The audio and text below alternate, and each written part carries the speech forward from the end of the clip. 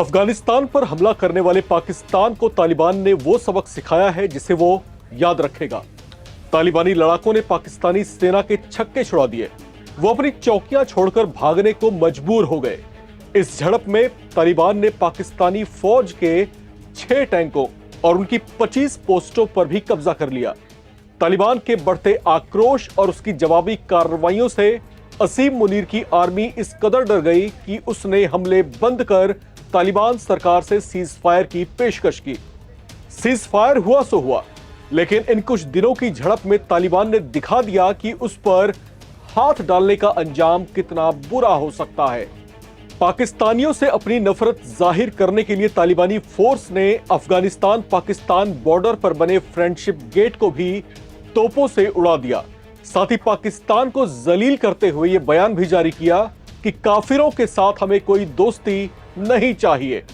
इतना ही नहीं, झड़पों के दौरान जो पाकिस्तानी सैनिक तालिबानी लड़ाकों की पकड़ में आए, उन्होंने उन्हें भी निर्वस्त्र कर कंधार की सड़कों पर घसीट डाला, जिसकी कुछ वीडियो वायरल हो रही हैं। तालिबान की ऐसी हरकत पर पाकिस्तान के रक्षा मंत्री ख्वाजा आसिफ भड़क उठे हैं। उन्होंने इसकी निंदा की है। तालिबान से पंगा लेकर पाकिस्तान की अब ऐसी फजीहत हो रही है कि वो अब तालिबानी लड़ाकों को नैतिकता का पाठ पढ़ाने की कोशिश कर रहे हैं। सोशल मीडिया पर कथित तौर पर ऐसे वीडियो शेयर किए गए हैं जिसमें दावा किया गया है कि तालिबान लड़ाकों ने पाकिस्तानी सैनिकों को मारने के बाद उनके शवों के साथ बर्बरता की। कुछ वीडियो में ये दावे भी किए जा रहे हैं कि अफगानिस्तान में कई जगहों पर पाकिस्तानी सैनिकों के पैंट की प्रदर्शनी लगाई गई और इसे जीत के तौर पर दिखाया गया। हालांकि एनबीटी ऐसी किसी वीडियो या तस्वीर की पुष्टि नहीं करता है, लेकिन इस तरह की वीडियो पर पाकिस्तान के लोग गुस्से से आग बबूला हो रहे हैं।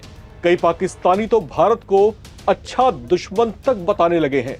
एक पाकिस्तानी विश्लेषक जिनका नाम जैगम खान है, उन्होंने इसी तरह की एक पोस्ट से अपनी नाराजगी जताई है। अपनी इस पोस्ट में जैगम खान लिखते हैं, dear Kabul, India is our sworn enemy, but even they have never insulted our martyrs. If there is any honor born in your body, correct this now. Otherwise, be ready to pay a heavy price. यानी, प्रिय काबुल, भारत हमारा कट्टर दुश्मन है, लेकिन उसने कभी भी हमारे शहीदों का अपमान नहीं किया। अगर तुम्हारे शरीर में जरा भी इज्जत की हड्डी है तो अभी सुधार लो, वरना भारी कीमत चुकाने को तैयार रहो। अब पाकिस्तानी जो नैतिकता तालिबानियों को सिखाने की कोशिश कर रहे हैं, कोई जरा उनसे यह भी तो पूछे कि जब उन्होंने बिना किसी वजह बताए कुछ दिन पहले काबुल पर एयर स्ट्राइक की थी, तब उनकी यह नैतिकता कहां मर गई थी। जब पाकिस्तानी सैनिकों ने बेकसूर निहत्थे अफगानी नागरिकों को निशाना बनाकर हमले किए, तब उनकी नैतिकता कहां चली गई थी? इसका जवाब वे शायद देना पसंद नहीं करेंगे और ना ही उनसे ऐसी कोई उम्मीद करनी भी चाहिए। खैर, सीज फायर से पहले तालिबान ने जो कोहराम मचाया उसकी खूब चर्चाएं हैं। एक वीडियो ऐसी भी आई जिसमें तालिबान लड़ाके पाकिस्तान की T-55 टैंक पर सवार होकर जाते दिखाई दिए। इस टैंक को कथित तौर पर कंधार में लड़ाई के दौरान कब्जे में लिया गया था। इसके अलावा तालिबान ने भारी मात्रा में पाकिस्तानी सेना के हथियारों और गोला बारूद को भी सीज किया है, जो पाकिस्तानी सैनिक छोड़कर वहां से भाग निकले थे। खुद को एटॉमिक पावर बताने वाले पाकिस्तान की तालिबान के हाथों ऐसी पिटाई के बाद सोशल मीडिया में उनकी खूब फजीहत हो रही है।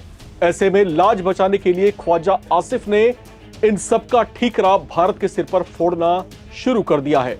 फितरत से मजबूर ख्वाजा आसिफ ने आरोप लगाया है कि भारत अफगानिस्तान की आड़ में पाकिस्तान के साथ प्रॉक्सी वॉर लड़ रहा है और तालिबान के जरिए पाकिस्तान पर हमले करवा रहा है। उन्होंने 48 घंटे के अस्थायी सीज फायर पर भी संदेह जताया और कहा कि अगर पाकिस्तान को उकसाया गया तो वो इसका कड़ाई से जवाब देगा। कुछ महीने पहले ऑपरेशन सिंदूर और फिर काबुल पर एयर स्ट्राइक के बाद तालिबान के हाथों हुई इस पिटाई से जो फजीहत इस समय पाकिस्तानी सेना और पाकिस्तान की सरकार की हो रही है, वो शायद अब कहीं पर मुंह नहीं दिखा पा रहे। अब कुछ बोलने को चाहिए, अब बोलने को बोले क्या? बोलती तो बंद है, लेकिन कुछ ना कुछ तो बोलना ही पड़ेगा। तो जब बोलना पड़ेगा तो उनकी जुबान पर एक ही नाम आता है, वो है हिंदुस्तान का। लिहाजा इस बार भी भारत का नाम लिया गया है। ख्वाजा आसिफ ने लिया है और कहा है कि भारत जो है प्रॉक्सी वॉर लड़ रहा है। यहां पर सवाल ये उठता है, और आप भी जो दर्शक इस समय हमें देख रहे हैं, आप भी जरा सोचिए कि जब आप काबुल के ऊपर एयर स्ट्राइक करते हैं तो क्या आपने भारत से पूछ करके एयर स्ट्राइक किया था? और उस एयर स्ट्राइक के ऊपर जब तालिबान रिटेलिएट कर रहा है, जब जवाबी कार्रवाइयां उसने जबरदस्त तरीके से की, तो क्या भारत उसको प्रोवोक कर रहा था? ये बेसिर पैर की बातें जिस तरीके से पाकिस्तान गढ़ने की कोशिश कर रहा है, शायद उसको यह लगता है कि इस दुनिया में वही चालाक है।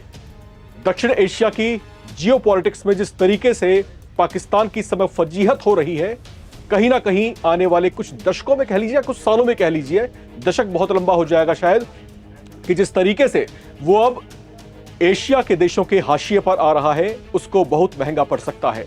यहां पर इस एशियन रीजन में चीन ही एकमात्र उसका ऐसा दोस्त था जो उसका संरक्षक बना हुआ था। अब अमेरिका से इसकी नजदीकी ने चीन के साथ भी कहीं ना कहीं उसकी दूरियों को, उसके फासलों को बढ़ाना शुरू कर दिया है। ऐसे में भारत के साथ 36 का आंकड़ा उसका है, चीन के साथ में 36 का आंकड़ा बनने लग गया है, और फिर कुछ महीने पहले जो अफगानिस्तान के साथ करीबी बढ़ती हुई दिखाई दे रही थी सीपीईसी के मार्फत, वो भी अब कहीं ना कहीं दम तोड़ती हुई दिखाई दे रही है। लिहाजा अब पाकिस्तान का भविष्य बचता क्या है? वो कब तक लल्ला बन करके अमेरिका की गोद में खेलता रहेगा? ये सवाल इस समय खूब गूंज रहे हैं। कमेंट बॉक्स में आप क्या सोचते हैं वो कमेंट करके जरूर बताएं। इस रिपोर्ट में इतना ही, बाकी अपडेट्स के लिए आप बने रहें, देखते रहें नवभारत टाइम्स।